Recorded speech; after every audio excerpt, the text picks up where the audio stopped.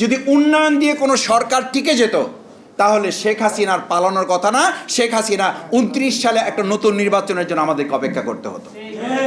সর্বাঙ্গে ব্যথা ওষুধ দেবেন কথা, এরকম একটা রাষ্ট্রে সংশোধন কমিটি করে লাভ হবে না, কমিটি করতে হবে সংস্কার, এবং সেই সংস্কার কমিটিতে বিরোধী দলকে রাখতে হবে।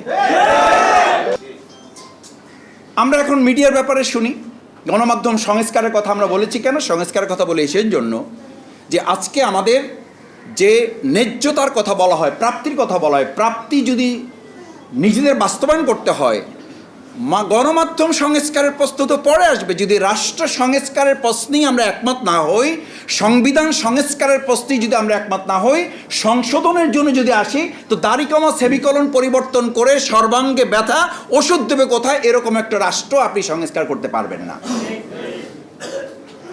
আমরা আইনশৃঙ্খলা কমিটি মিটিংয়ে বসি, আমাদেরকে ডাকা হয় এলাকায়, জেলাগুলোতে, ডানে বামে কথা বলি। যখন অনেক আলোচনা হয়, ডানে বামে যারা বসে থাকেন গুরুত্বপূর্ণ প্রশাসনিক ব্যক্তিবর্গ, যে কি হবে এখন, উপায় কি?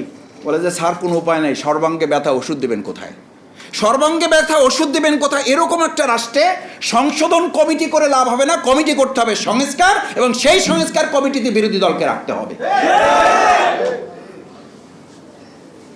না হলে এখন আকাশ সংস্কৃতির কথা শোনানো হচ্ছে, এক আকাশ এক বাতাস, সব আমরা এক হয়ে যাব।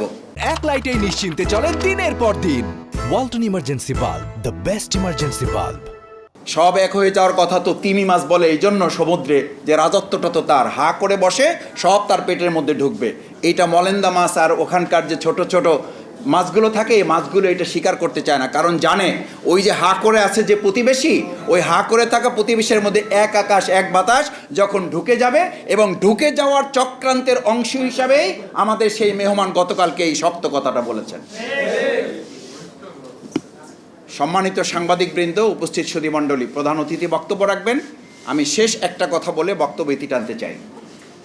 আমরা গণমাধ্যম সংস্কারের কথা বলেছি, এই সংস্কারের কাজ অবশ্যই বাস্তবায়ন হতে হবে এবং হবে, এবং সেটা যে গণভোটের রায় এই জনগণ দিয়েছিল, প্রায় 70% মতামত এসেছিল।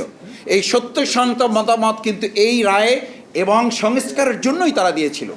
সেই রায়কে উপেক্ষা করে যারা এখন 49% মতামতের ভিত্তিতে আমাদের এই 70%কে চাপিয়ে রেখেছেন, তাদেরকে এটা মনে রাখতে হবে যে শুধু উন্নয়নের মনে করে। আমি এই জায়গায় বলেছিলাম, শেখ হাসিনার সময় আমরা শুধু শুনেছি উন্নয়ন উন্নয়ন উন্নয়ন, নির্বাচন লাগবে না। এরপরে আমরা আবার এমন একটা সময় আসলাম, এসে শুধু শুনলাম নির্বাচন নির্বাচন নির্বাচন, সংস্কার আর লাগবে না। এরপরে এখন এসে আবার নতুন করে দেখতেছি উন্নয়ন উন্নয়ন উন্নয়ন, সংস্কার বলে আর কোনো কিছু দরকার নাই, শুধু উন্নয়নের কথা বলে এখন মিডিয়া এবং জনগণকে একটা হাইপ দিয়ে আমাদেরকে সামনে এগিয়ে নেওয়া হচ্ছে। যদি উন্নয়ন দিয়ে কোনো সরকার টিকে যেত তাহলে শেখ হাসিনার পালানোর কথা না, শেখ হাসিনা 29 সালে একটা নতুন নির্বাচনের জন্য আমাদেরকে অপেক্ষা করতে হতো। কিন্তু সেটা তো আমরা করি নাই, এদেশে জনগণ তো তা করে নাই। সুতরাং সম্মানিত সুধীমণ্ডলী, আসুন, সংস্কারের জন্যই আমাদের যে নতুন বাংলাদেশ বিনির্মিত হয়েছিল, যে 2024-এর গণ আন্দোলন হয়েছিল, সেই আন্দোলনে গণমাধ্যমের একটা স্লোগান তো ছিল, তুমি কে আমি কে, মিডিয়া মিডিয়া। গোটা জাতি যখন একটা মিডিয়ায় পরিণত হয়েছিল, সেই জাতিকে মাইক বন্ধ করে প্রশ্ন আটকানো যাবে না। সমালোচনা যখন হয়, গণমাধ্যমের স্বাধীনতা আছে কিনা এটা বোঝার জন্য স্তুতিমূলক অর্থাৎ প্রশংসামূলক নিউজ দেখে বোঝা যাবে না, বোঝা যাবে সমালোচনা হওয়ার পর সেটা সহ্য করার ক্ষমতা ওই রাষ্ট্র এবং সরকারের আছে কিনা। কিন্তু আমরা কি দেখি?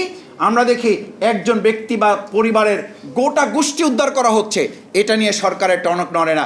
কিন্তু প্রধান কোনো ব্যক্তির পরিবার কিংবা তার পরিবারের সদস্যের ব্যাপারে কথা বলা হলে বাংলাদেশের যে প্রান্তেই থাকুক তাকে মুহূর্তের মধ্যে শুনি গ্রেপ্তার করে ফেলা হয়েছে।